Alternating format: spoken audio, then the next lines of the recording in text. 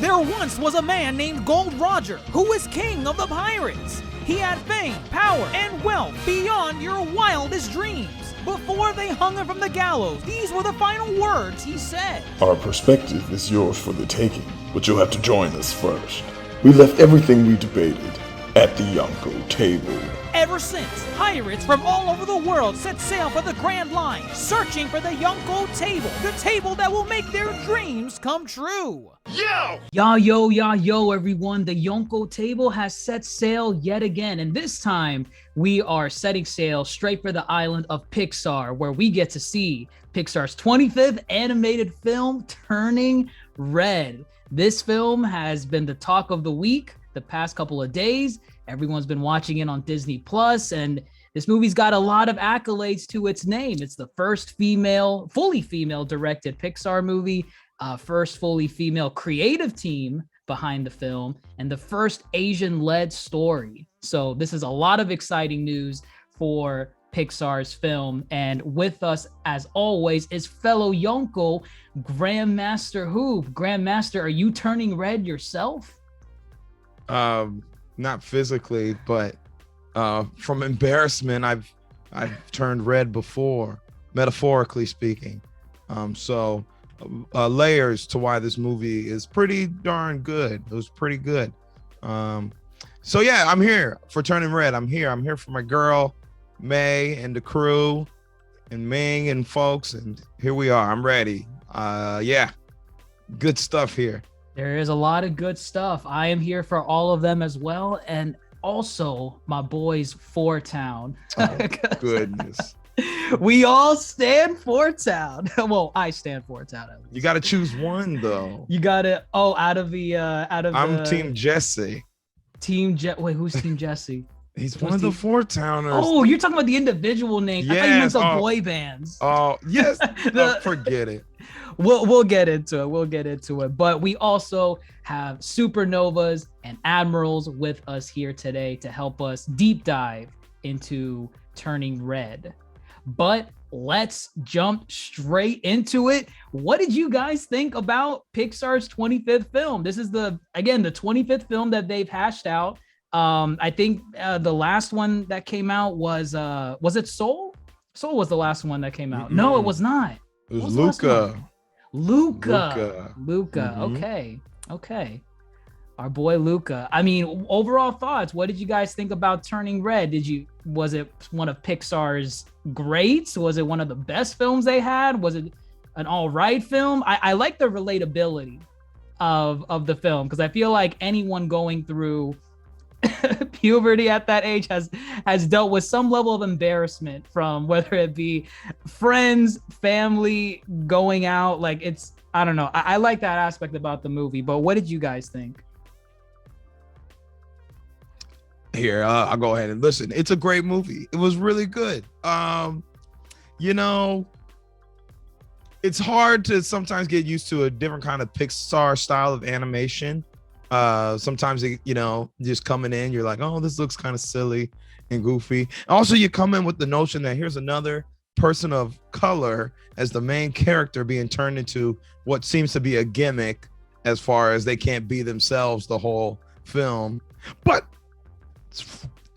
they are smart here at Pixar. Shout out to Domi Shi. This movie was fantastic. They turned the girl into a red panda, and it's purposeful, and I like it, and I'm here for it, and I'm here for the period piece of the 2000s. It's fun. That's different. Interesting. You never see a lot of films that go back to the early 2000s. We've made it to that point where we can. So it's a thing now. 2000s is more than 20 years ago. So you can do it.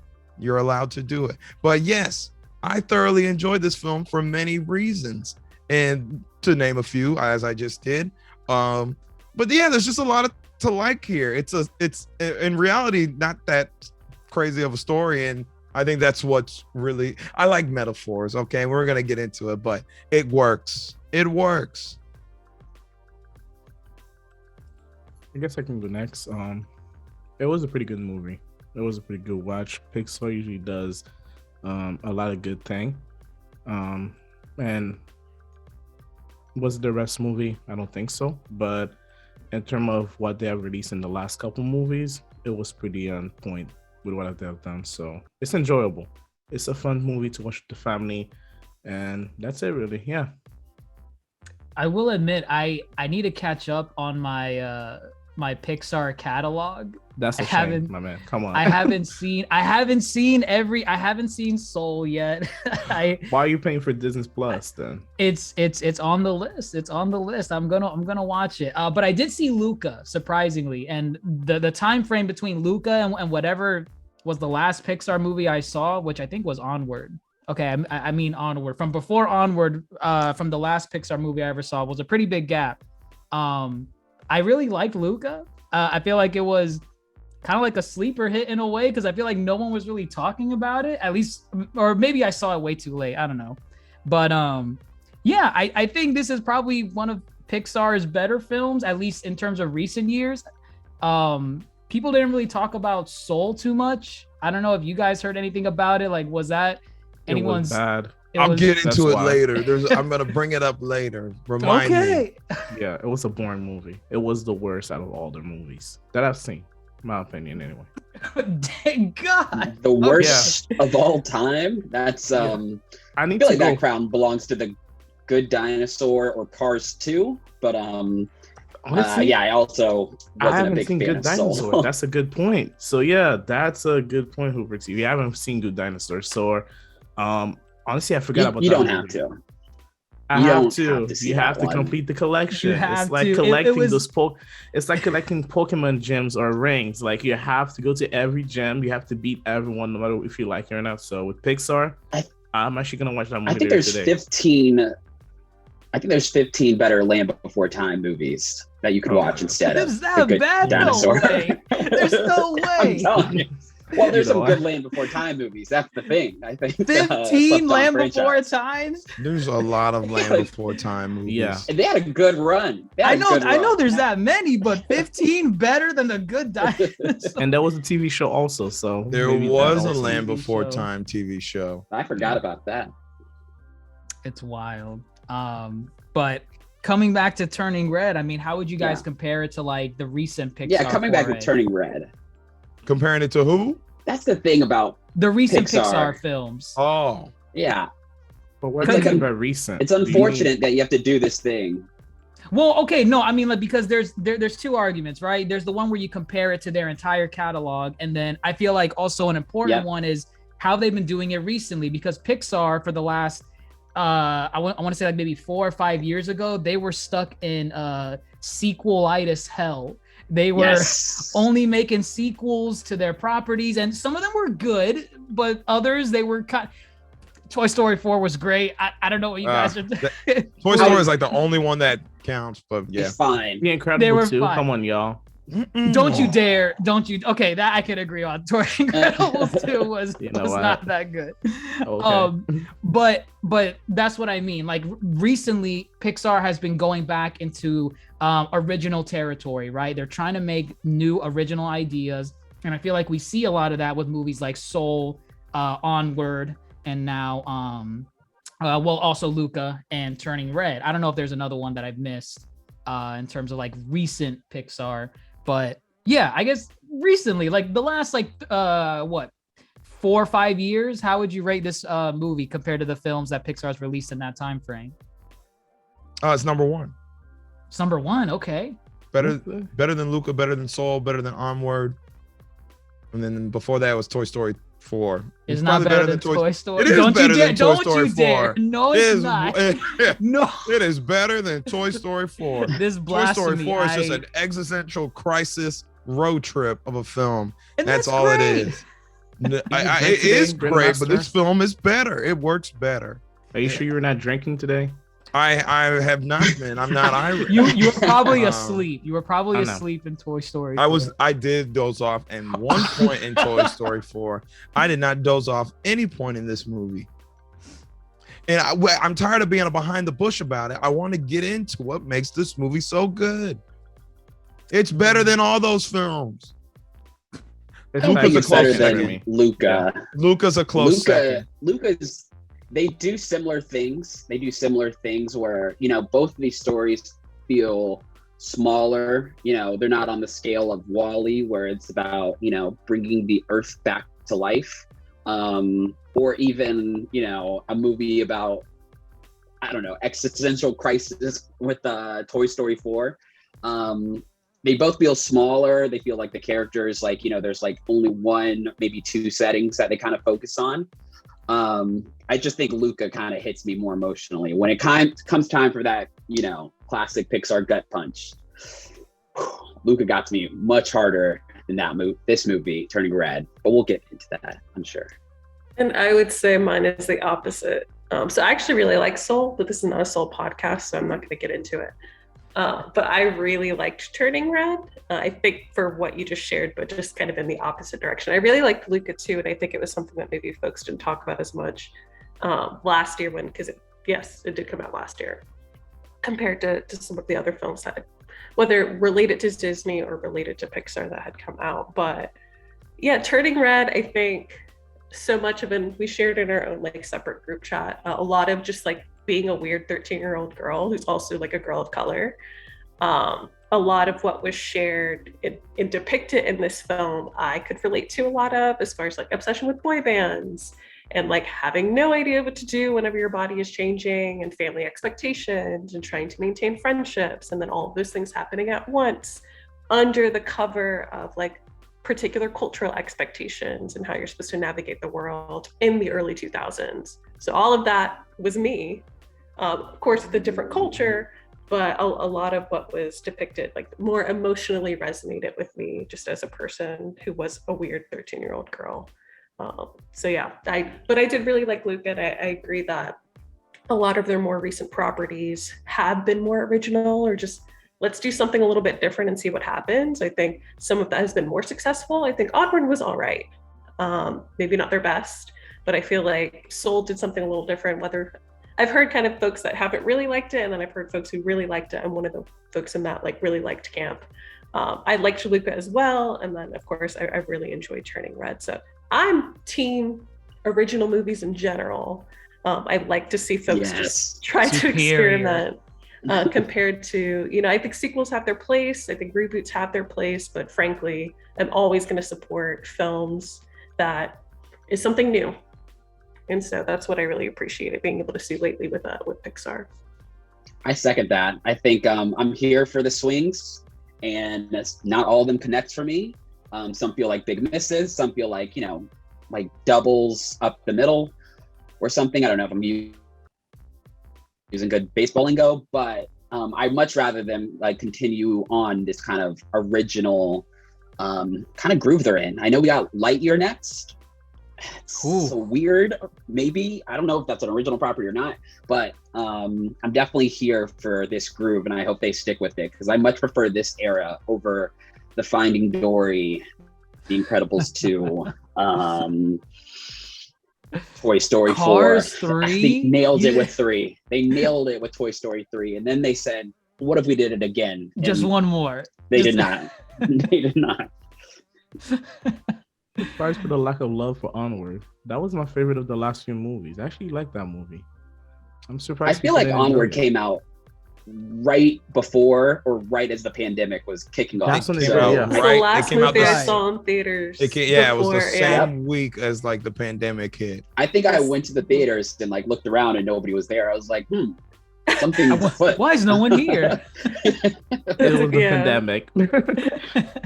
Enough, folks. It is time now we stop drawing comparisons between Pixar's greats, because why Pixar in the pit with another Pixar? Let's talk about why this one stands above the rest in the pit. All right. And I think y'all are being around the bush about it, but with originality, which this film is, at the heart of it all, it's simplicity. It is a simple plot with a funny metaphor tossed in there for, a visual, and it works. It's a 13-year-old girl discovering life and, appeasing family traditions, being a young girl. All the while, the red panda serves as a metaphor for everything she's going through, and it works. I found the plot super simple. They're trying to go to a concert and she's turned into a red panda. I thought that was hilarious. And and I think also too, the plot twist of everyone just likes the panda. I'm like, okay, that makes sense. If my friend could turn into a red panda, that'd be pretty cool. Let's monetize it. Let's monetize. Let's go see Four Town. Like, I can't believe this plot centers around just girls trying to go to a concert. That sounds like an episode of Hannah Montana. Granted, Hannah Montana throws her own concerts. Either way, there is beauty and simplicity. I love the plot. The plot works for me. Okay. All right, I don't want to come in too hot with criticisms, but I don't even think this is a criticism. There's something about the red panda that kind of like discombobulated me for a bit. Because at first they kind of present it as like, you talked about symbolism as if it was like supposed to be, she's, experienced her first period, right? Like the mom brings out the pad, she's turning red and stuff. And so at first I was like, oh, okay, this is like clearly like supposed to be like her experiencing her first menstrual cycle, I guess. I don't want to get too technical because I will embarrass myself. But then, her mom, it's about like her like getting to the stage where she can like give it up at that age. And then like, her other family members like gave it up early, and then like she can use it sometimes, but not other times. So she's like kind of more in control. And it's like that one-to-one kind of, I guess relation or symbolism kind of lost me. Would you guys agree with that? Like, I don't know if it was a one-to-one, this is what turning red means or being a panda means. It felt closer to maybe like growing up, transitioning. Would you guys agree with that? You mean like the panda represents the coming of age? Is that what you mean? I think so. Like puberty, okay. I'm not too sure. I feel like you could apply. It didn't feel like a one-to-one. Right. Like this is supposed to be a period. Well, that's the thing. I feel like you can interchange the red panda with a lot of different perspectives as to what it can relate to. I thought it was her coming to terms with womanhood, going through puberty and everything. But I also feel like a lot of elements dealt with, someone coming out to their family, like from the LGBT perspective, whether it's like their sexuality, whether they're lesbian, transgender, gay, whatever. There were a lot of moments in there where I was like, I feel like this movie was almost written a different way originally. Like maybe something more like Malin was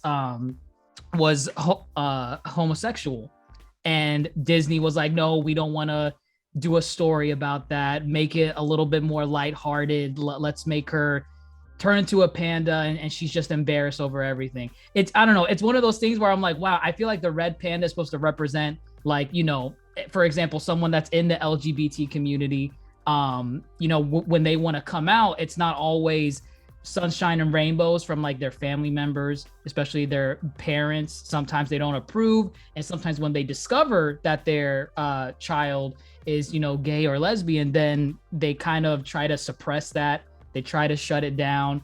They tell them like this is something that sometimes happens in the family, but just get rid of it, don't worry about it. But then going back to what you were saying, HooperTV, about like when she's learning to control it, I guess the red panda, I saw that as her coming to terms with her sexuality, like with her friends, right? Like when she's with her friends, she just can be herself, and she doesn't have to worry about suppressing anything about herself, whether it's to appease someone or try to get approval from her parents. She can just be herself.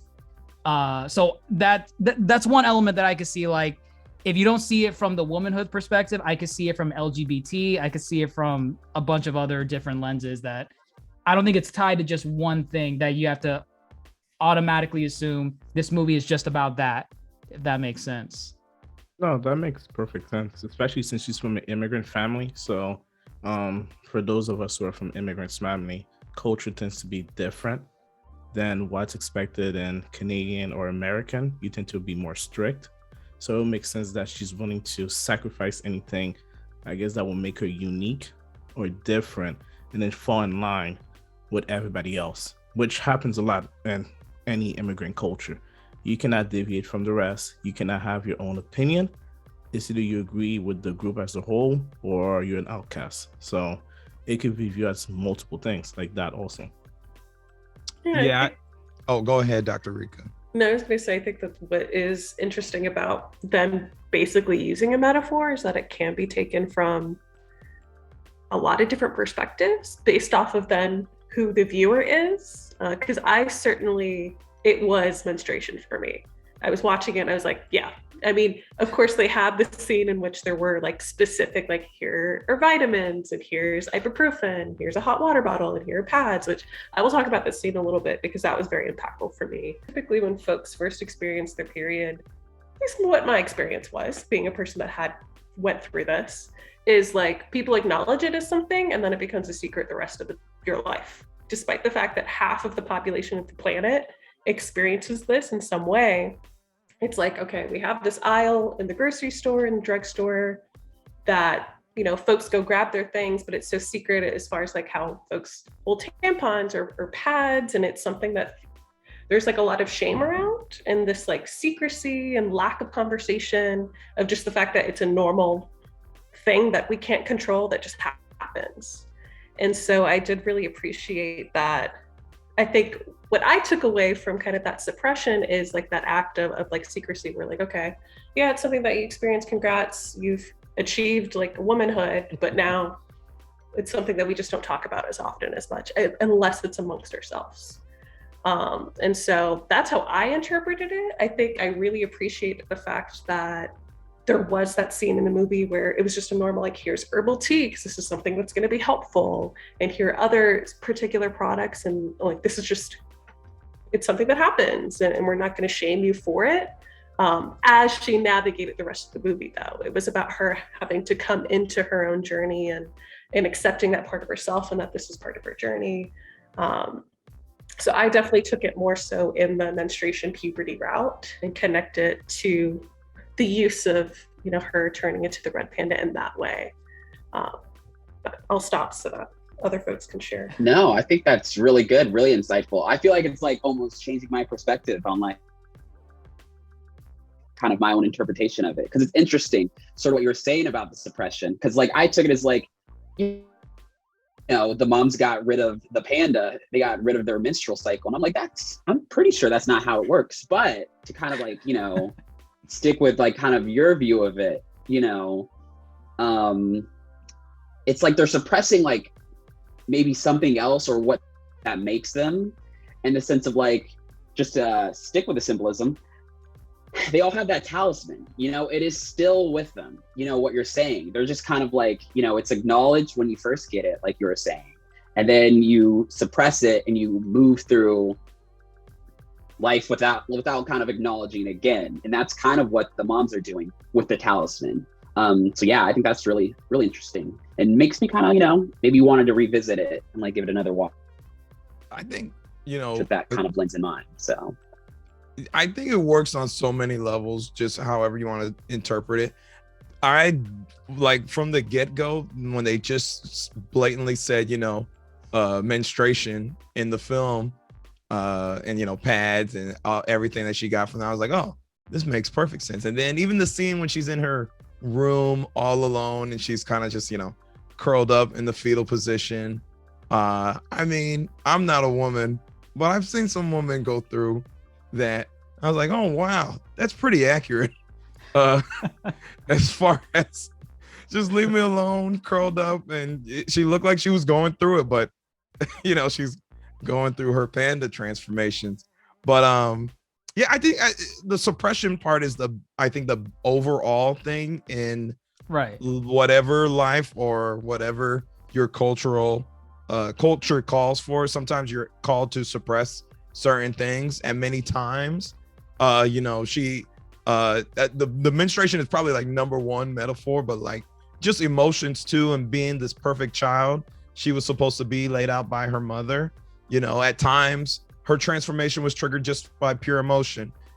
She got angry at the ritual being the same night as Fort Town. She transforms. She gets embarrassed. And even when she was lusting, when she was drawing those pictures, she was about to have her first transformation.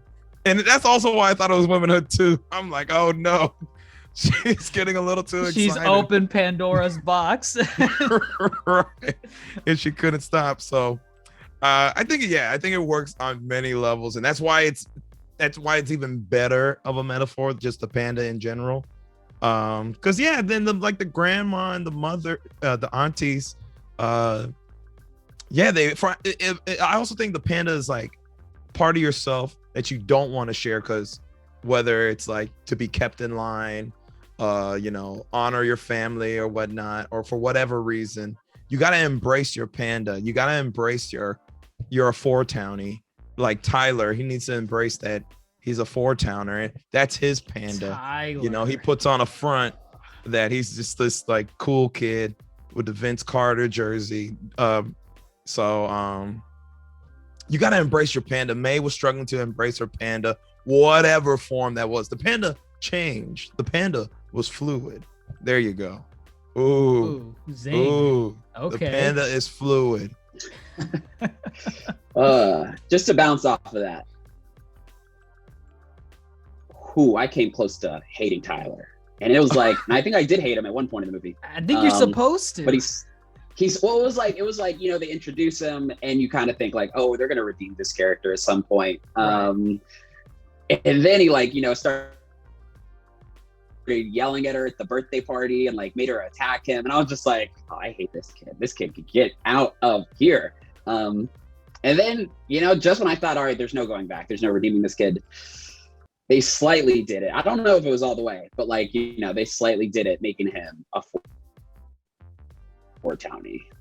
I thought his arc was nice. I was here for his arc. It was. I think it's because he was a four-townie. It made us more accepting of him.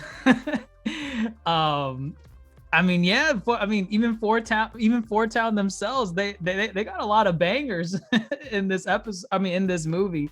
I think they did. They have 3 songs. What's a whole lot? Bangers. Every single one of them. Fine, all 3 are bangers. All 3. You cannot listen to one and say, "Oh, this is mid." No, all amazing. Don't you dare. The low mid. Well, you can thank Billy and Phineas. Oh, from Billie Phineas Eilish. No, gosh, no. That's her brother, Phineas. They wrote all the songs. Did they? Oh, okay. Yes, they did. Yes, they did. That's interesting. Right. Jordan Fisher is like the lead vocalist. Jordan Fisher is Robert, right? Mm-hmm. Wait, who's Jordan Fisher? Of Monster, Behind the Mic. He's a yes. He's in High School Musical, the musical of the series. The series or the movie? He appeared in the series. Oh, okay. Yeah. Never mind. I haven't seen the series. He's also in that trash Teen Beach movie and its sequel. He was in Grease Live. He was in Grease Live. He was in that Netflix movie. He did Rent Live as well. He did do Rent Live. Okay. Yes. He was, yeah. And he also had a stint as John Lawrence. He was also Evan Hansen. Look at us. We're just naming his credits. Right. Yeah. He's very much in the theater world, but dabbles into some TV too. Yeah. Okay, that makes sense. Oh, Toasty. He's Bart Allen on The Flash. Oh, snap. Really? The grandson or whatever. I don't know who he is in the show. Okay. Yeah, there you go. Oh, snap. Oh, okay. Yeah. That makes now sense. You like Fort Town. Yes, of course. Come on, you have to make the connections. Come on. We were getting there. We're there. I was gonna say this about Fort Town's music. It's like I liked it, thought it was good, but it felt like they already had their big hit, and this felt like the second album that wasn't as good as like their first run. It felt like, I don't know, these weren't I was gonna try to name a One Direction song. What was their big one? What Makes You Beautiful? This wasn't like their What Makes You Beautiful. This was like their middle of the career music. I don't think I can name another song. Wow, so that's how you feel? Hey, hold on. There's the some best hits. of Fort Town. there are some hits in there, but I don't think this is the best of Fort Town. Like, this isn't what made them famous. What's the best of Fort Town? That 1999 Australia concert she had on CD. Yeah.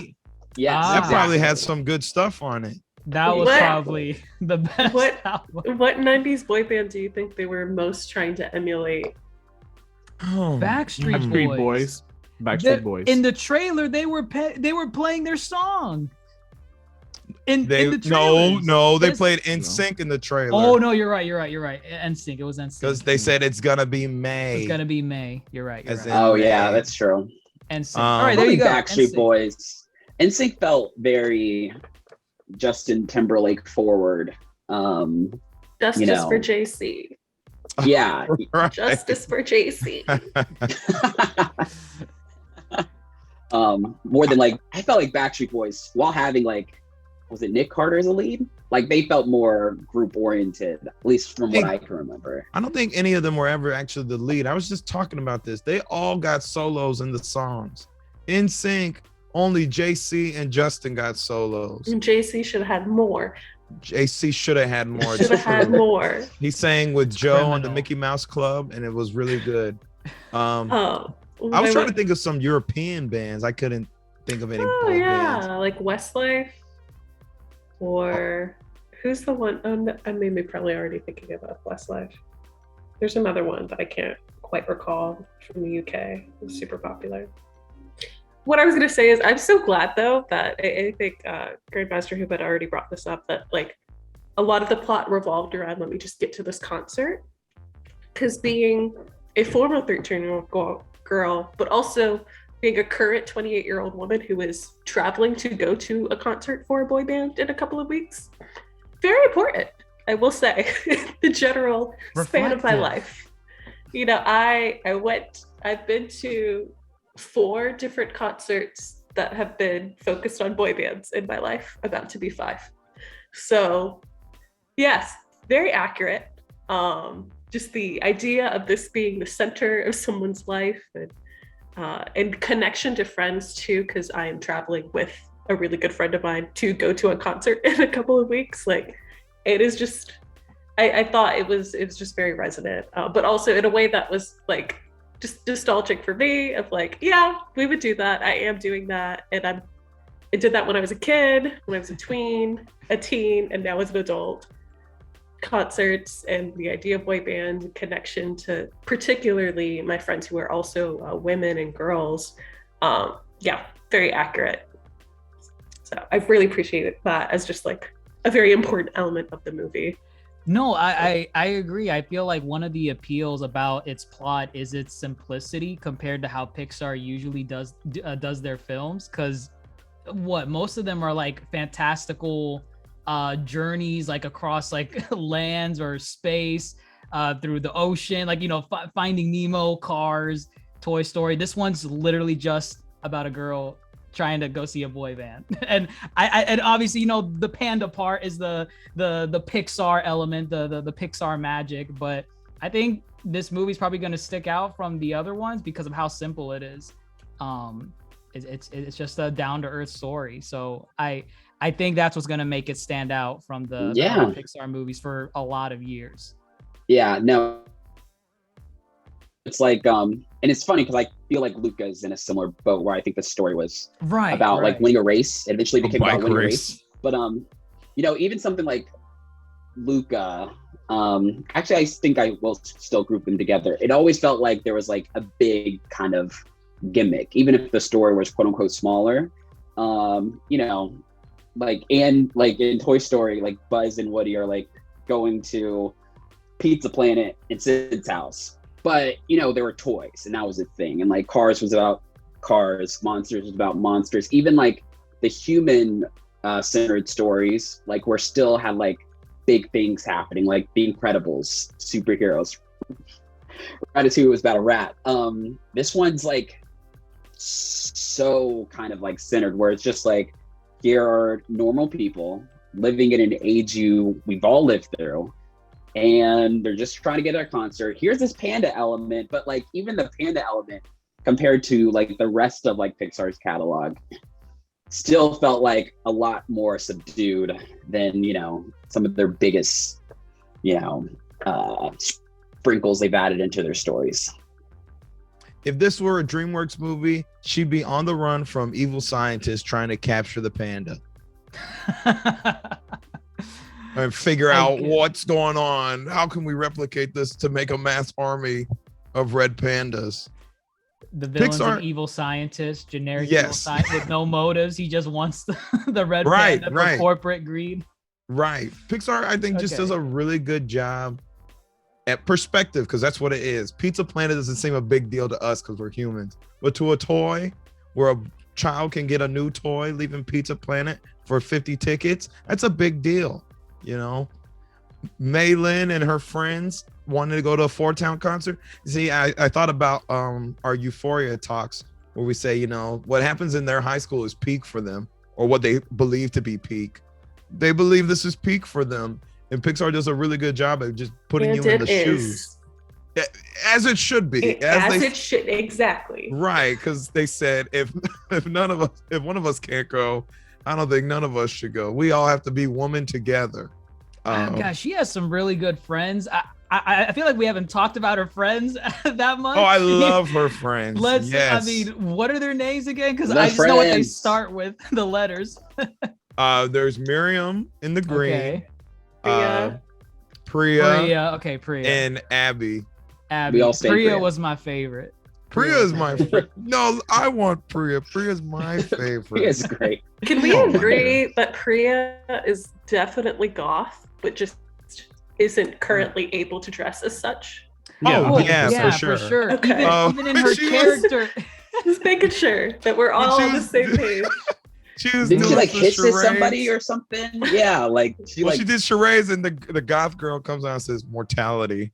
She's like, oh, nice. She agreed. She agreed. So great. There was some really cool conversation folks were having.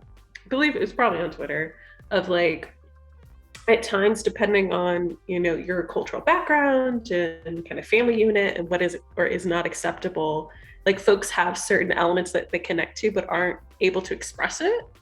So some folks had brought up, like, I wonder in what ways, whether it was like financially or like culturally, she wasn't just able to express some of that like goth emo, you know, dress or and whatnot, knowing that that was actually part of her personality. And I thought it was cool that people were bringing it up because folks were sharing like, yeah, I wasn't able to dress like alternatively growing up, and now as an adult, it's something I do because that's what I connect to. But it was just not something I was financially able to afford or like culturally would have been accepted within my family.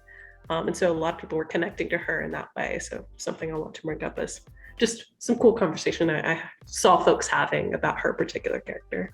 I mean, that makes sense.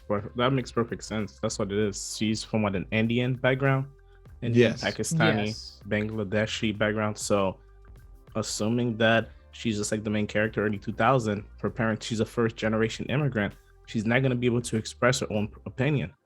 Those people are not going to understand, even on our background. Imagine you coming home dressed as a god, the necklace, the skulls, the ring, the trip the pants, eyeliners, everything, the chains.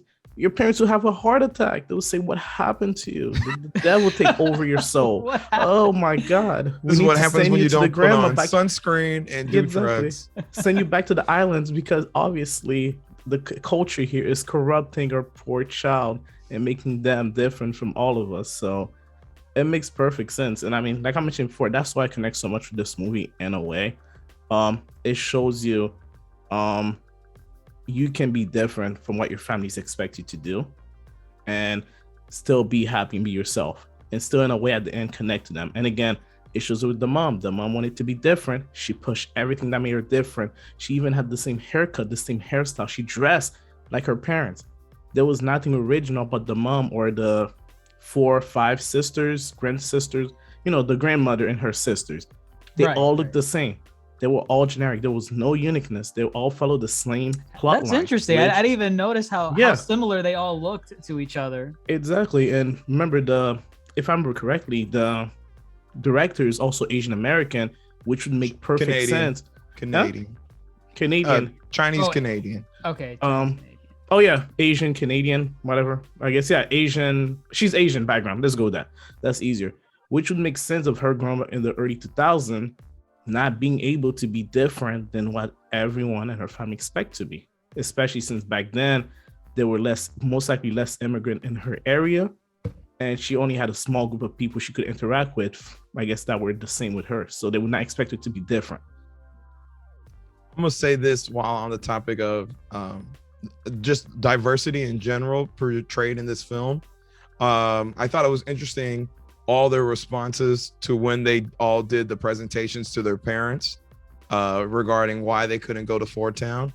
They all had something different. Well, when you really think about it, though, you know, May, Priya, and Abby are all from, you know, Asian descent households, and Miriam is from a, you know, what appears to be a white household.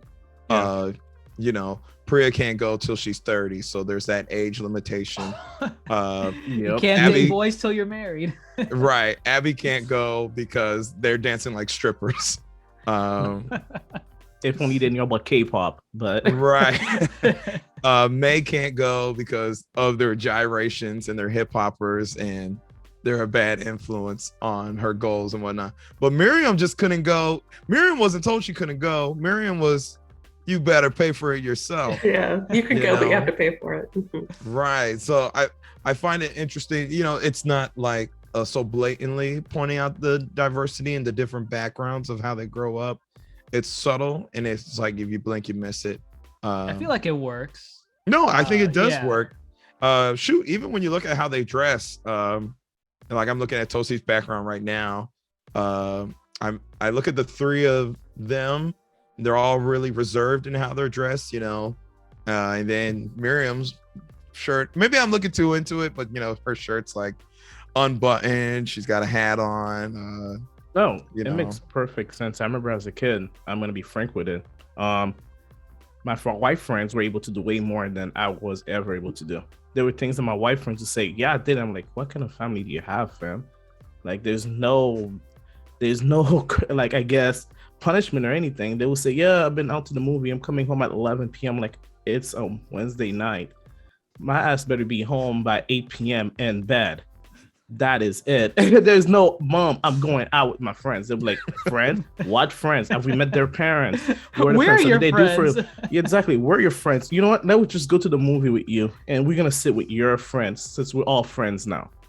No, like, it makes sense for her. And I guess it's subtle, but for us, since we're all minorities, and we're all from minorities family, and some of us are from immigrants family, it makes sense. I'm pretty sure you guys probably now remembering all of the mess our family put us through when we asked them, can we go to this person? Can we do this with our friend? And they were like, nah, that's not gonna happen. You know better. So yeah. I do. You're breaking up the, like, do you know the parents? That was something that, like, if I were to stay over at someone's house, or like, I'm going here, my parents would come in with me and say, we're gonna meet some folks, you know, we need to make sure we're gonna vet whoever. Yeah, you try to push them out of the door, but they don't want to leave. It's like, please don't, like, mom, dad. Yeah. So even that element, I think something too that I rewatched it today, which is why it's sticking with me. Her whole presentation. I did a presentation with my parents about why I should have a dog. I think I was like maybe 11, 12. I had a whole PowerPoint. I printed out specific handouts to give them, similar to her, where she had the little pamphlet that the dad was holding. So even that, of like, here's all the reasons why I should have this dog. Of course, in her case, it was the concert was like also like, yeah, I did do that. Like, and I completely forgot until they depicted it in the movie. So. Let me guess, they look at you and said, no, we love you enough. You don't need a dog to love you. Yeah. You have all the love from us. So what are you saying about us? Yeah, we did not get a dog. Yeah. Yep. There we go. They give you an A for effort. No, that's definitely funny. You know, I like that because I didn't even see it from that perspective. Like seeing how each of the friends, in terms of how they were responded to with whether or not they could go to the concert. But now I kind of want to rewatch the movie again because I feel like I'm going to see more of these layers peeled back like an onion. to see exactly what did I miss the first time, because now I'm even more interested. And because the story is so simple in what it's trying to tell, I feel like you can even peel back even more than what we're talking about right now. So that's definitely interesting. Nice. How would you? Oh, go ahead. Well, I don't know if you were gonna say this next, but what? We have not talked about the central relationship of the film, which is yes. Go ahead. Mei and Ming. And Ming. Right. Voiced by Sandra Oh. The great Sandra Oh. I feel like she was, I mean, in the beginning of the film, I mean, I can say at least that I was raised in like a very like, somewhat uptight household. So I kind of related to that relationship with Mei and Ming, where, you're always coming in with the good grades, always have to be top of the class with everything, or at least try to be. So I kind of related to that. And then, seeing that progress towards the end of the film, where she kind of just accepted the fact that Mei should be her own person. She is growing. She wants to go out and see boy bands. She wants to be with her friends, go out and be herself. I don't know. I felt like that simplicity in the plot, it was kind of charming in it. I do have a question about the family trauma element that they threw in like towards the end. What did you guys think about that? Yeah, go ahead. I was gonna say I'm a little confused. Right. Because, yeah. Okay. I thought I was the only one. All right. I'm confused because from what it appears or what it was presented, she fought against her mother in order to be with Jin. Shout out to Jin too, by the way. Shout out to Jin. Jin's a good dad. She fought her mother to be with Jin, which resulted in her mother getting the scar. But here she is, and again, maybe this is such generational trauma she doesn't even realize that she is her mother, or she has become her mother. But I don't know, if you fought for your current husband, I would take it as you broke away from your mother's influence. So I was confused as to why she's very much so like her mother and still afraid of her mother when she already stood up to her mother. Right. So I was confused on that. I don't think she embraced her inner panda. It looks like she shoved that part of herself down. And even though she stayed with Jin, who just hitting me now, feels like very much like a Ghibli dad, who's like just like great, nice, there, and charming. It just felt like yeah, she stuck with him, but she did accept like the talisman or whatever she needed to put the panda in, and she didn't fully embrace that side of herself. So maybe it was just like a fraction of her broke away, and that was enough to fracture that relationship, and that probably helped her suppress that side of her too, is that she lost that relationship with her mom as well. So two-edged sword there. Oh, it makes sense. It was probably one of those few moments of outbursts where she lost it and she demanded something, and the mom ended up giving in to her, but the mom still wanted something in return. So it's possible the mom said, okay, I'll let you be with this guy, but you need to control this power and lock it in. And again, it's difficult for somebody from an immigrant community to leave this community and never go back. It's a difficult process because that's all you know. It's difficult for her to just pack her bag and say, I'm going across town. That's not something you see. So that's what I think it is. Like, it's just her saying, okay, I will accept your husband, but we need to compromise. You still need to do this. In a way, it showed that the mom, even though she compromised with the daughter, the grandma or the mom still had a lot of power or hold over the daughter. So, yeah. Okay. Yeah, I was going to... Oh, go ahead. No, I was just going to briefly say, I think I frequently see the case where folks who experience some degree of family trauma, there's family discourse, generational trauma, where you may like break away, or still, in this case, like she still got married to Jen, they had their own family, etc. But there's still an element of healing that wasn't done despite the breaking away. And that's sort of what I saw in that regardless of her making the decision to be with Jen and then to eventually have Mei and have her own entire life, like there was still unhealed trauma within her and within that particular relationship, which we did see in that scene where, you know, May was confronting her younger mother, as far as just like that element of like acceptance and perfectionism and hurt, etc. I do think, I'm not going to harp on this too much because ultimately it is a kids movie, but I do think they tried to wrap it up pretty quickly in terms of like, we do need to end the movie in kind of a nice way, a positive way, because generational and family trauma is much more complicated than that. But, you know, it's a kids movie. I'm not going to try to ding them too much on that. But that's what I took it as, is like, there is still a lot that was unhealed despite kind of the breakaway that she did have, which is why she still emulated a lot of her mother, because there's still a lot that was kind of bubbling under that surface. Did Ming get rid of her panda at the end? She did. Right? She put in. Everyone did. She put in the Tamagotchi, Robert Jr. Oh yeah, that's right. That's right. I mean, she has to get rid of that panda. Her panda is a freaking kaiju. So, you know, which is great. Like, crazy. Is that supposed to represent like how much she had suppressed? Like, that's how much built it can up over be. the years? You can look at it like that. So. The dad said earlier. Yes. She was really really big. And then when she shows up, he's like, yeah, I told you. She's really big. Oh my god! I guess that was her gimmick. She was the damn kaiju. That's crazy, because if she had any experiences like May, she would have took the whole roof off the school. Yeah, how exactly did that work? The logic with it, when she first turned it on, she probably obliterated her home. Or you know what? Maybe I love that it wasn't explained. It's just like maybe they're like, we're not addressing this. This is too hard to explain. Well, they called it Pandapocalypse 2002. When you put a year on it, maybe that's not the first Pandapocalypse. So maybe there was a previous Pandapocalypse 30 years prior. They did mention she destroyed the temple, so there's that. Of course she did. One transformation probably took out that whole temple. Yeah. So I mean, I guess you just have to accept it. But what about I guess the next question I want to ask you guys, like, what did you think about the art style about the film? Like, would you compare it to like Luca?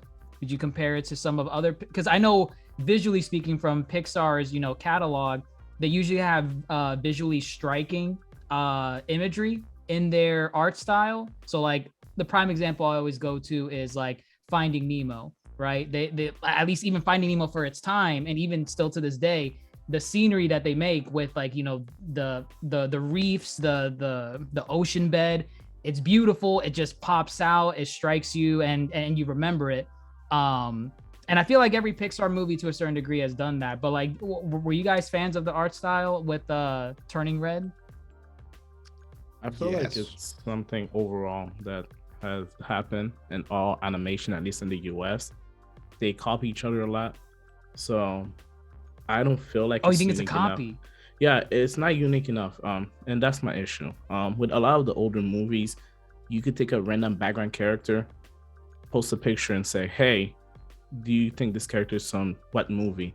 And if you've seen out of the Pixar movie, it's easy to tell. There's a uniqueness to it, you know. But with this one, I feel the character is the animation, and I don't want to call it laziness, because I know creating movies and drawing all of this is a difficult process. But at the same time, I do feel that it's not only in this movie, it's in TV shows and everything. They kind of copy each other. They just have a copy and paste. There's a lack of originality in stories. And in a way, it's disappointing. The characters are great, but at the end of the day, if you take those characters, you change their clothes and you send them to Luca, they're going to fit in right in with the lore. There's nothing really different or unique about them. The only thing that's different is the ways they're dressed, but that can easily be changed. And in a way, it's sad. It shows that every artist is afraid to do something different because they realize, oh, kids now, they like one thing, we're not going to do anything else. And you see it in other media also. You see it in video game. For a while, there were only Battle Royale video game. Fortnite came out and every other video game tried to do Fortnite. It's the same thing with this. The item, one person drew something, people liked it, and everyone want to copy them. And I'm hoping it changes. And yes, there have been different shows like the Mitchells and the Machine versus the Machine, Spider-Verse, all of those movies. There's also Lightyear coming out. That looks unique. That's why I caught my attention. It looks different from everything else. And I'm hoping they're moving away from that. So, but from this movie, animation, art style, animation great, art style, disappointing. Sad, but yeah. Wow. I disagree. Ooh. Ooh. Interesting. When you have a simplistic plot, you gotta have a simplistic art style? Not that you have to have a simplistic art style, but better explain yourself. Pixar prides itself on attention to detail, you know, and they have been increasingly widening the gap between profound art or profound animation. But I don't think this movie called for it, you know. Like, for example, Toy Story 4 is peak Toy Story. You go watch what Spike looked like. I think his name is Spike. The dog in Toy Story 1. Yeah. You go look at that dog and then go look at the cat presented in Toy Story 4. Leagues greater. You go look at the rain in A Bug's Life and then go look at that rainy scene in Toy Story 4. Leagues. They keep on growing. And with this movie, I don't think it called for such an attention to detail, but I do think this movie has its own uniqueness and there's another word I can't think of. I don't know. I just found this, for me, one, I'm looking at the characters. For me, they look like Muppets. I thought Miriam, you could put her next to Grover. She looks just like Grover. And you could go look that up if you don't believe me, but I'm pretty sure she's based off of Grover. Okay. But like, I don't know. I think if you took a character from this movie, I'd be like, oh, they're from Turning Red. But that's like character design. I think the Canadian setting was very well done, very attention to detail. Go look at the fur on the panda. It was very much Pixar. If you ever watch any Pixar documentaries, they hate doing hair, and then they started nailing hair over the years. I think they nailed the panda hair here. But then the biggest thing I think that this movie you can give credit to, it's so anime influenced, and that was so fun and different watching this movie. You know, their eyes light up, you know, they get all giddy for like Fort Town or anything. Jin's dad's glasses, and you know the anime glasses where you can't see the white glint. Yeah, the white lens, and he's like, oh, wait a minute. He wipes the his animation glasses. is great, like you mentioned, but the art style, is it good? Because all you mentioned so far was how great the animation is, and I think we can all agree the animation is excellent, but the art style isn't amazing. That was the question, Grandmaster. You need to answer that specific. I think because you started off with no, and I'm still waiting for my counter argument. So, it seems that you're in a run-out sentence. That's the F paper right here. So you're saying art style. I'm here for the art style. Okay. For me, it's all kind of packaged together, and all the animators probably hate me for packaging all this together, but it works for me. It works. It's funny. Like the way Abby moves in any scene is so robotic and also like just extreme. It's hilarious to watch her. And then I don't know. It's animation. Different. It's I don't know. That's art style. I'm just messing with you. I think every bit of this movie works, but specifically as far as art and animation, I think the anime influence was very fun and very different for Pixar to tackle. You know, just it's anime. It just emphasizes everything you do. Whatever Jim was cooking looked better than all the stuff Remy made in Ratatouille. So, all the stuff. Everything. I did watch Ratatouille yesterday, and the food looked good. The food looks good, but like Ratatouille. Like it made Ratatouille look good. Like, have you eaten Ratatouille? I've not. It's vegetable, but I want to. I can make a mean Ratatouille. I've made it twice now. I have seen it on your Instagram stories. Yes. But did you make it as good as Pixar's Ratatouille? It don't matter because Jen, it's a yes or no question. Whatever Jen made was better than any Ratatouille I could make. It did look good, I will say. Right, it did look good. Right. And it was, you know, an ode to the, you know, the classic kind of Japanese animation of like kind of food that you would see like. Oh, I was getting Food War vibes the whole time. And yeah, Food Wars 2, which I think is like, you know, a branch of that original tree. But yeah, the art style, like I'm not gonna pretend I know the difference. It definitely felt like I really dig like kind of like the pastel. I don't know if I'm using that right, but the like kind of pastel backgrounds, the way Toronto looked. Whenever I caught like you know, a view of like the skyline and stuff like that, I thought like, you know, it was very beautiful, but it wasn't like the colors weren't super popping.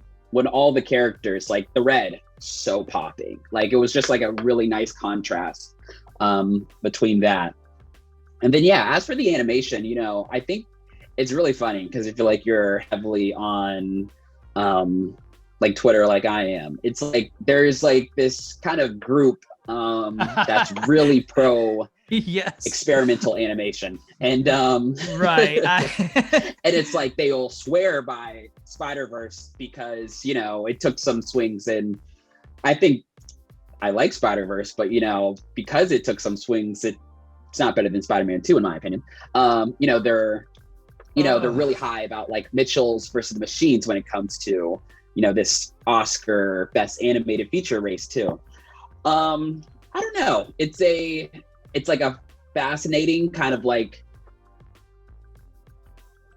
divergence. It feels like we're going in. It felt like this movie was somewhat in the middle where, you know, it kind of like had some of the characters got really animated and they turned into like an anime character. And some of that, you know, when they enter the Panda spiritual world, that felt a little different. You know, it felt like they were like mixing some different animation styles in there. But obviously it wasn't on the level of Spider-Verse and stuff like that. And yeah, so I don't know. It's like definitely feels like if there's a divergence that's happening, it felt like this was somewhat in the middle. I'm still kind of on the train that I think like not prefer, but like I'm still really enjoying like the traditional style, and I don't necessarily need the experimentation mixed in.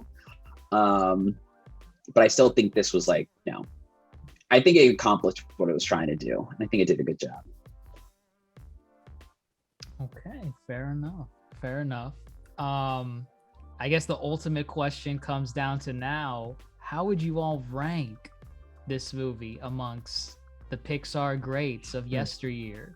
And I'm talking about the entire catalog, baby. I'm talking about Toy Story. I'm talking about Finding Nemo, Ratatouille, Up. I'm talking every single one. How would you guys compare? Because, you know, at least before this film, you didn't really hear too many talks about people comparing like, I don't know, is Onward better than Toy Story 1? You know, like you didn't really hear that conversation. With Turning Red, there's some parties that are thinking that this is probably one of Pixar's like top 5 films that they've ever made. So I guess I want to throw that out there. How would you all rank your Pixar's, your Pixar's in order, or how would Turning Red rank amongst them? I think it's breaking my top 10. I'll have to revisit the list. I haven't yet because it's still pretty fresh, but I really I enjoy simplicity. You know, I really enjoy this film. I love there's not one thing I don't like about this film. So I think it's breaking top 10. And as past years go, oh God, I'm not gonna pull up my list right now. I don't think any Pixar film in the last 10 years has broken my top 10. I think Toy Story 3 is the last one to enter that list. And that came out in Toy Story 3 was 2010. I'm sure Inside Out did. Oh, snap. Maybe it did. I forgot about Inside Out. All right, that's only good. This is a lot of good movies. Cars 2? Cars 2? You're always simping Cars 2. No, absolutely not. No. Next thing you're going to say is Planes. And Planes ain't even Pixar. I was going to say Good Dinosaur, but sure, Planes. No, absolutely not. Move on. I will say this breaks. I need to go back because I know what my top 5 are. I know this is not breaking my top 5. I would need to think really hard to see if it breaks into the top 10, but I don't even know like what's really like number 9 or 10, you know, because like Pixar has a big catalog. You have to go through the entire list and be like, okay, is it better than this one? Is it better than this one? I want to say it does. It probably comes in at 10, but that's only a testament to how good the rest of Pixar's catalog is. Pixar has made some pretty good bangers, you know. I just don't know if it's on the same level as some of my favorites. Again, maybe part of that is nostalgia. That is the nostalgia talking, right? Part of it might be that. But this is a great film. I think someone said it earlier. This is easily in the last like 4 to 5 years. This is Pixar's best movie. I think it's up there with Luca. I really liked Luca, and I think this one's a little bit better than Luca. I haven't seen Soul, but I'll trust you guys in saying that it's maybe better than Soul. It is better than Onward. I liked Onward. I disagree with that. But. Okay. Toasty, by all means. Where is this ranking? I'm sure Turning Red is in your top 5 easily. No, not top 5. Well, you mentioned it before, Dr. Chase. Not ranking in the top 5 or top 10 doesn't mean it's a bad movie. It's a good movie. Don't get me wrong. However, Pixar catalog is so great, it's kind of difficult to compete with the best. I think the last time I did the rating, I was talking to you. I want to say it's definitely in the top 15, which is still good out of 25 movies. But top 5, no. The top 5 movies are exceptional to me. For me, those are movies I can rewatch nonstop, you know? Movies I see on or I go out of my way to put on TV to rewatch. This movie, personal opinion, if it's on TV, would I watch it again? Yes. Would I go out of my way to turn it on right now? No, not really. I'd rather turn on Toy Story. I'd rather turn on Finding Nemo. I'd rather turn on Incredible. Onward. Yes, Onward. Damn. But Eternals. Hey, Onward's good. Know, I'm not a Tom Holland stan. Yeah. Eternals, right. Stuff like that. Good movies. Good, entertaining family movies. Eternals is in your top picks. Okay, I trust your opinion. Yes, it broke. It's so good. It just broke the metaverse and showing another animation style, another studio. So, okay. But it's a good movie. So it's one of those things for the people listening. I don't mean it's a bad movie. It's just, it's good. But I just have movies that I prefer so much more. But yeah, top 15. Let's just go with that. Enough rambling. Okay. DoctahReeka, how's it going? I pulled up my Letterboxd because I cloned GrandMasterHoop's Pixar list and redid it for mine. Yes, because I do have Pro. Oh, Pro. To be fair, though, Pro is only like $20 a year, and I do recommend it. It's very helpful because you can clone lists. Anyway, I think Letterboxd should support me, monetarily. Like you said Pro. What do you mean by Pro? Oh, so Letterboxd is a free app where you can track your movies and look at people's lists that they've created. Okay. You can then pay like $20 a year for a pro version, which gives you access to more things. Options. Okay, yeah. Yes, okay. Options. Thank you. Okay. Yes. So I have that version just so I have access to those things. Anyway, I have it.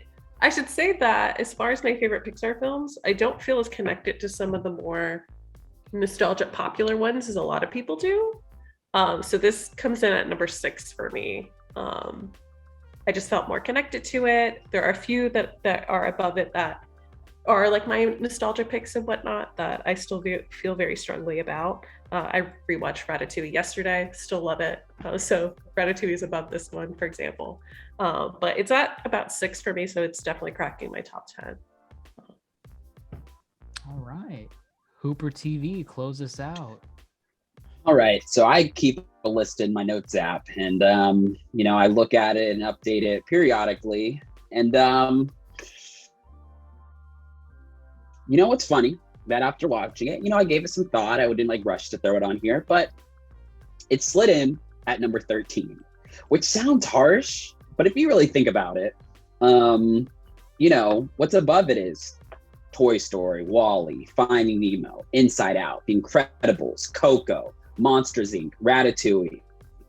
The ones that are kind of questionable are Luca, which is more recent, A Bug's Life, which is, you know, kind of hit or miss for some people. And then Toy Story 3, that hits like kind of a really you had to be there moment. You had to be a child when you saw Toy Story 1, and you'd had to be like graduating high school, like I think I was, going off to college when Toy Story 3 came out, to like for really, really to sing for you.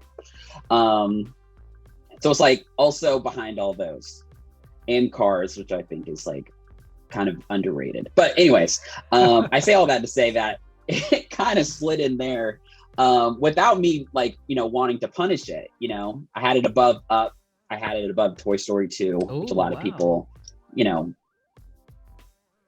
kind of adore, as well as like all the other not great sequels. I think the biggest thing for this, I'm going to see if I can kind of land this thought, is that I feel like a lot of Pixar movies, they have this like great opening where they're like establishing the world, the rules, introducing you to the characters. And usually Pixar doesn't miss when it comes to this kind of like laying the groundwork. And I think Turning Red, I was like on board with it. Like I was like, oh yes, wow, this mom is embarrassing the hell out of this child. Holy snap, what is she doing? And I was like so locked in. Pixar also nails the ending. You know, when it comes time to make you feel emotional and it's wrapping things up in a beautiful bow, you know, not necessarily plot twist, but kind of like taking you in a direction you didn't quite see coming. I think Pixar has proven they're great with that. Where Pixar, I think, struggles sometimes, or what their goal usually is just to connect these two things. And a lot of times I feel like they're a little shaky, you know, like WALL-E, which I think has the greatest opening, maybe of any movie. And as well as like some of the emotional moments with like, you know, WALL-E coming back to life because of Eve's love at the end. That middle part when he's like on the ship, there's a little bit of like, kind of like, I'm not nearly as locked in as normal. But it doesn't lose me in WALL-E. And I say all this to say that in the middle part of Turning Red, I felt myself slowly disengaging. Like the panda thing, as I mentioned in the beginning, like I kind of like started thinking about the symbolism and I was like, is this symbol working? You know, I liked early on when the mom was embarrassing her. When it kind of became about like her impressing her friends and making money, I felt less, you know, as riveted as I did early on. And I think what happened is that sometimes Pixar is able to bring you back and hit you with the emotional moment. But when it came time for Turning Red to bring me back and try to hit me with the emotional moment, I think I would have gone too far down the, I guess, rabbit hole, for lack of a better term.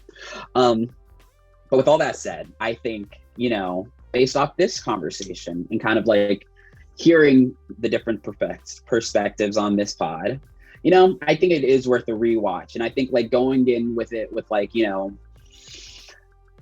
a fresh mind, you know, an open mind to like maybe seeing it differently, maybe it would impact me differently. And then I could move it up. So I still think it has a high hill to climb because of like the movies ahead of it, I think are like just like great or just like really live with me nostalgically. But there's a chance. So there's a chance. That's fair enough. I can say I'm probably gonna watch this movie again within the next 24 hours. I definitely want to see if it maybe affects my opinion at all of it. Because you know, this talking about it here definitely has opened my eyes on certain perspectives with the film. So I definitely want to give it another watch and see if that affects like where I'm putting it. But is there anything else you guys want to say about like what you expect from Pixar moving forward? Do you want more simple stories like this, or more originals, no more sequels, just original ideas from here on out? Just want to say one quick thing. Yes, more to originality. I don't need any more sequels unless the sequels are going to be original. No Finding Toy Story 5? I don't. Well, how are you going to do Toy Story 5? New set of toys. Okay, see, that's what I'm talking about. If you're going to do sequels, they better be original. Incredibles 2, Finding Dory are carbon copies at the heart. There ain't nothing original about them. But speaking of, Turning Red is a great step forward, as was, I think Soul was a great step forward as far as highlighting, different, like ethnic backgrounds, race, culture. I like how they're moving with that, Domi-shi, she got a lot of recognition for Bao, and now they gave her, a film. And I'm like, that's right. She did do Bao. She did Bao, right? That one was really good. Yes. Okay. So I'm glad they're like, all right, give this girl a movie because she deserves it. She's been with Pixar for a while. She's been, she's been at Pixar for a good minute. Pete Docter she credited him as her mentor. She's working right under those people who give you all your top 10s and top 5. Right. So, right. Give her another film. I'm sure she's learning from the greats. I mean, right. If Bao was that good, I mean, yeah, she can. Bao's a short film. Bao is 8 minutes long. I was the one making the bunch, right? Yes. Which is why maybe they show it in this movie also. They had a couple scenes where they show her making the buns, and she showed it to the dad, and he was like, "Yeah, that's amazing." Mm-hmm. They even had a reference. I think there was like a Bao restaurant, like as she was walking down the street somewhere. It was cool. Really? Yeah, it was. There was. Yeah, there was like a sign for it. It was nice. The only thing I saw was a Pizza Planet truck, but whatever. God, I forgot. That's a played out gag in Pixar. Yeah. There's the Lightyear logo on Miriam's skateboard. Oh, didn't see that.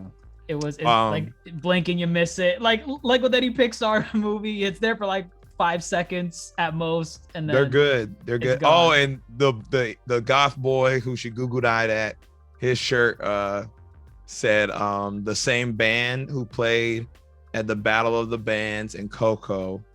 It was like Escaputula or something. Okay. Never watched that movie. I need to watch that one too. Oh wow, yeah. Okay. I'm gonna finish my thought real quick, then I'll get on you about not watching Coco. As much as we can relate to this film, because it is very relatable across the board. I know Tangelo, Supernova Tangelo, he just wanted to give his sentiments to this pod, but he's an Asian immigrant descent, and he really felt this movie did a really good job at portraying the I don't know if the correct word is plight of the young Asian American or Asian Canadian from an immigrant family, as far as the cultural aspect and that perspective. So I'm glad Pixar is giving films to those who may have not had a film before, may have not seen themselves in films before, because it's been kind of white across the board as we were growing up. So I would like Pixar to keep going in this direction, give more people films like this so they can see themselves. So I like that. That's all I gotta say. Go Turning Red. I think it broke. I think it's number 6 for me. I did it on my letterbox. I think it broke number 6. So, it's your number 6? I think so. Yeah. What did you say earlier? It was 11? No, it was gonna break top 10. I knew it was gonna break okay. top 10. It's already halfway. Okay. Oh right, yeah. It might get number 1 by the end of today. I would not be surprised. But it is a great film. If you guys have not seen it, those of you that are listening to the Yonkō Table, go and watch it. It's on Disney Plus. Great film, and a lot of layers to this onion. But I would say that wraps up our thoughts here on the Yonkō Table. Let us know what you think about the film. How would you rank it amongst Pixar's catalog? Do you think it's better than Toy Story? Did you relate to the story at all? What were some of the perspectives that you saw it in? Also, shout out to my boy, the Grubhub advert. He carried the weight of this movie on his back. And this is a testament to Nino Desplazados, Supernova Nino. Loving this character. I don't know why I put it here before Nino. He loves this character. I don't know why. But let us know what you think about Turning Red. And if you liked what we had to say, share us around, drop us a like. We're on social media platforms like YouTube, Spotify, Apple Podcasts, Twitter, at the Yonkō Table. Give us a like, share us around. and let us know what you think. But with that, everyone, I'm your Yonkō host, DrJaceAttorney, fellow Yonkō GrandMasterHoop, and Supernovas DoctahReeka, Toasty, and regrettably, Admiral HooperTV. Take care, guys. Wait, do you want to sing real quick? Do you want to sing to close it out? Oh my. Okay. Sure. You never know on my mind. I don't know all the words. Let's go. All the words. Yeah. Something about us. Let's go. Toasty, where you at? Busy laughing. Cut it. Cut it. Never know. Oh, nobody but you. Nobody's for Cut you. it.